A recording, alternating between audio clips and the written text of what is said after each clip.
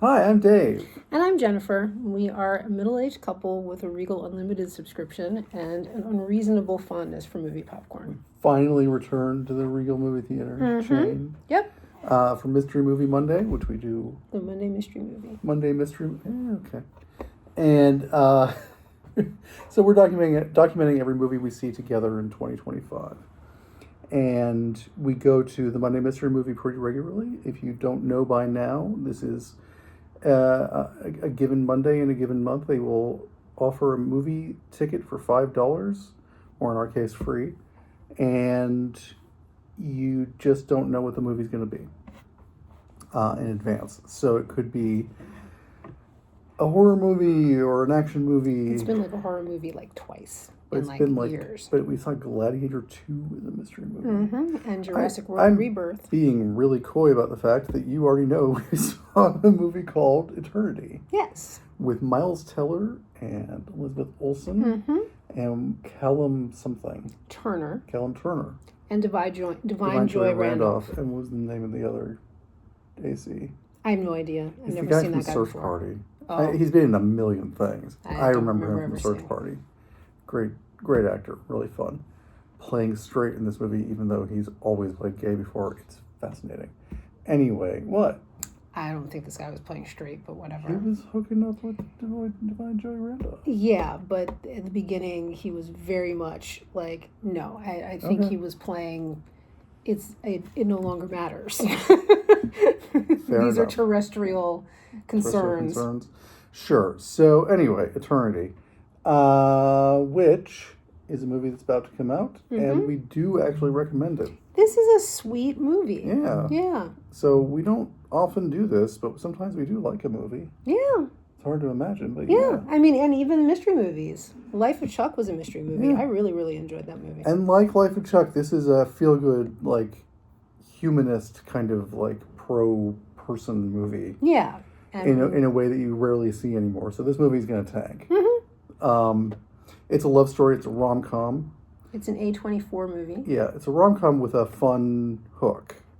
And the hook is that when you die, you get to choose where you will spend eternity and who you will choose it with, or who you will spend it with.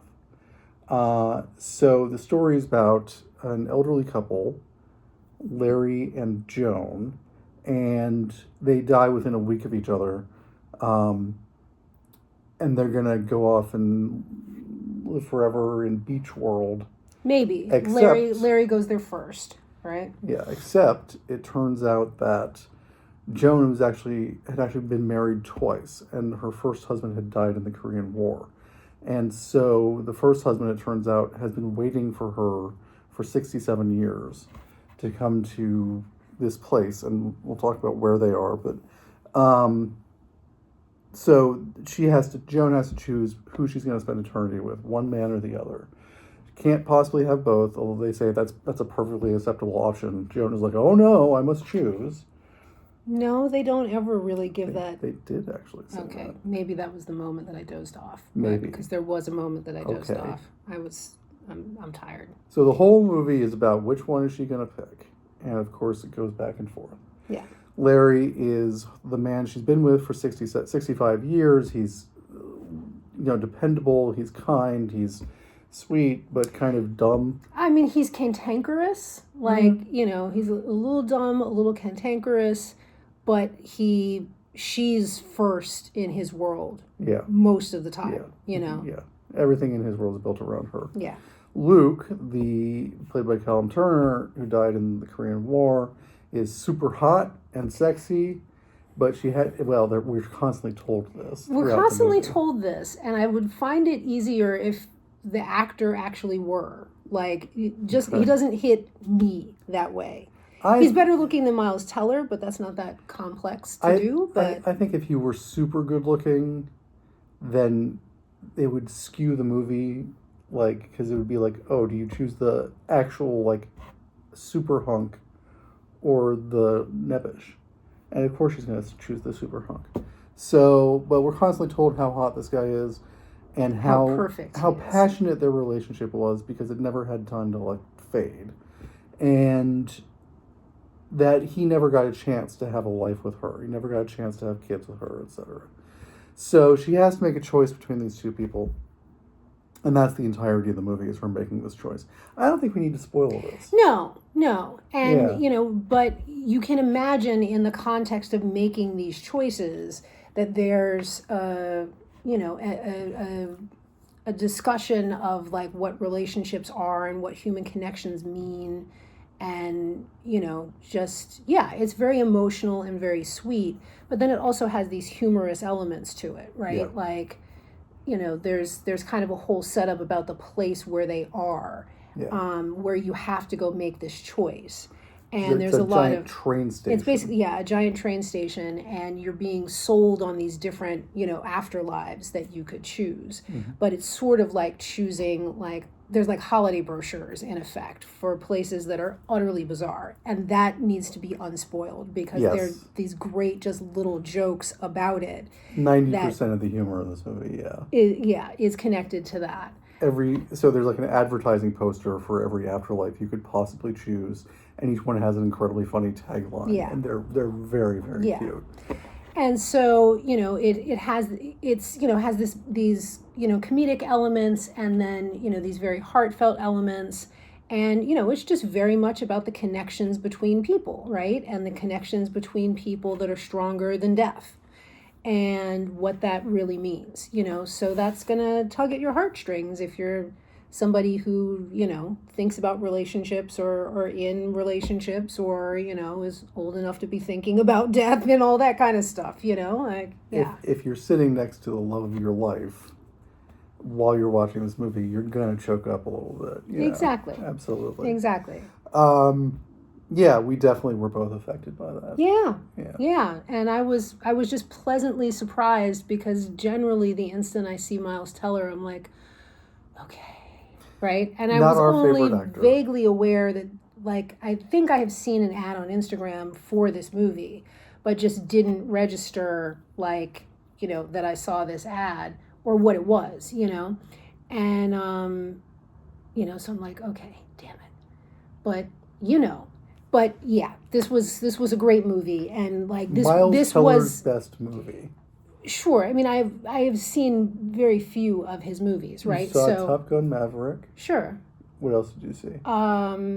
The X-Men movie, the terrible X-Men movie. Yeah. I think those might be the only two things I've ever seen him Miles Teller's best movie. And this, I really enjoyed him. I always enjoy Elizabeth Olsen. Wasn't he Mr. Fantastic in one of them? Oh, yeah. I think I said X-Men, but I meant Fantastic Four. Sorry. That's okay. I keep interrupting you. I'm sorry. Yeah. And I'm going to eventually forget what I was trying to say, so whatever.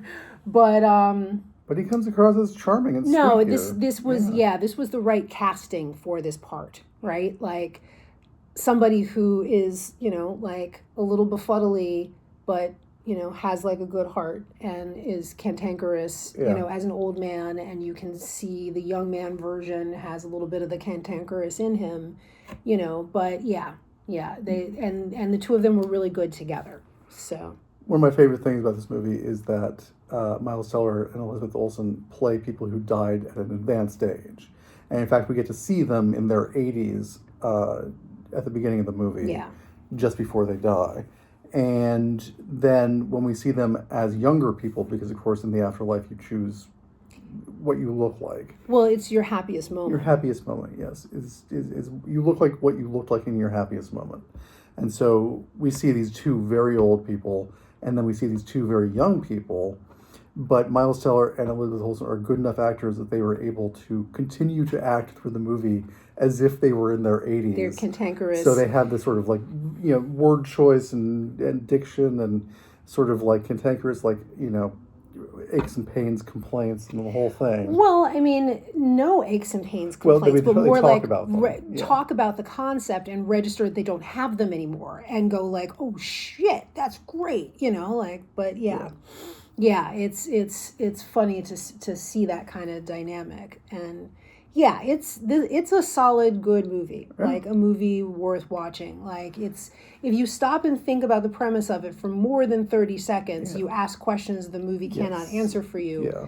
don't ask those questions. Yeah, Just go with it. Just feel it. It's a movie that's supposed to make you feel. This is a rom-com, and it's not a science fiction movie. Yeah. If it were, oh my God, there are so many plot holes.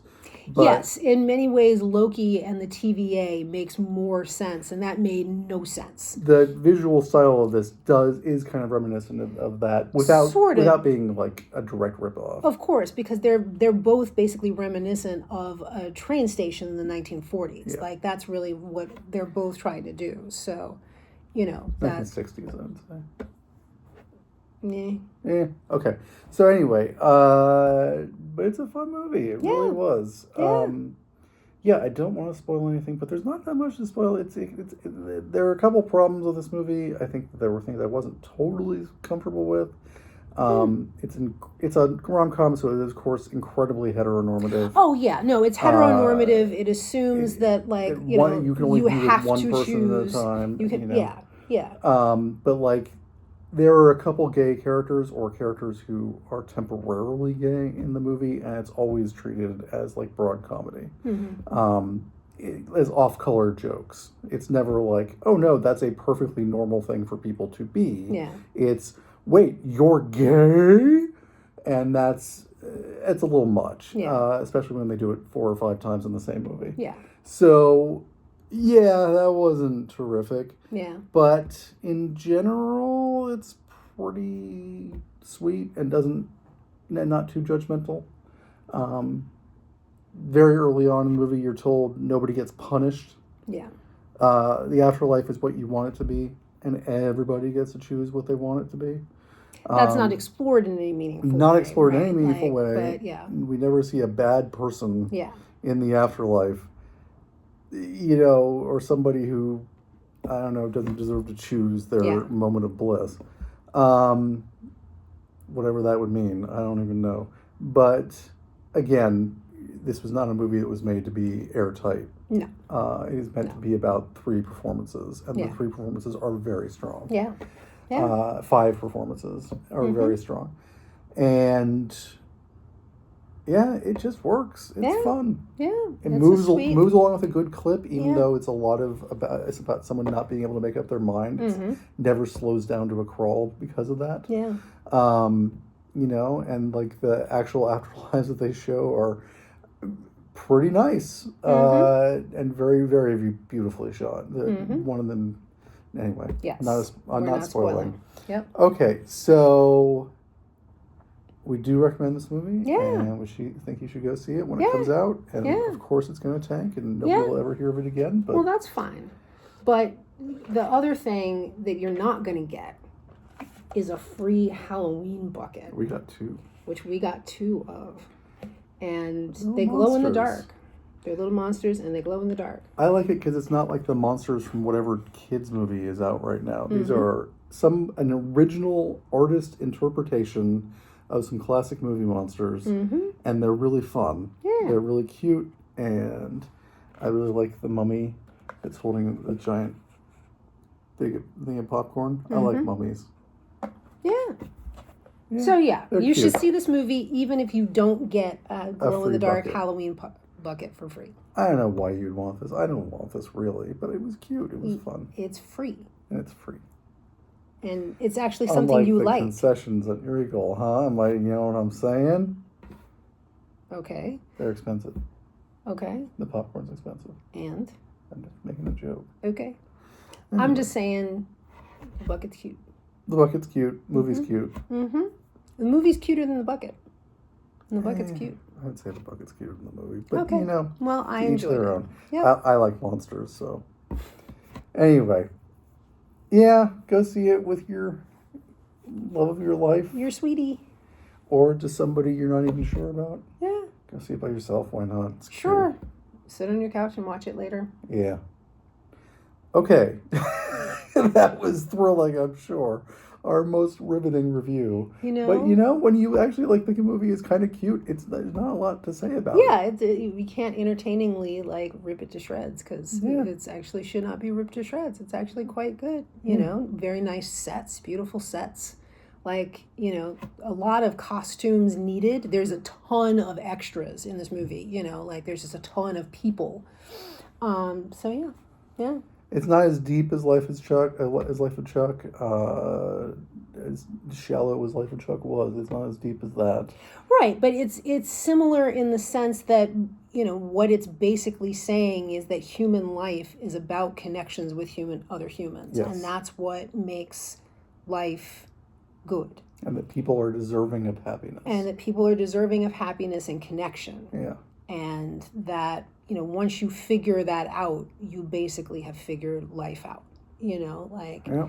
And yeah, that's a message that not everybody gets and not everybody believes about themselves, much less about the world at large. So, I don't even know if that's strictly true. I don't know if that is the real message of life, but it's a good one. Yeah.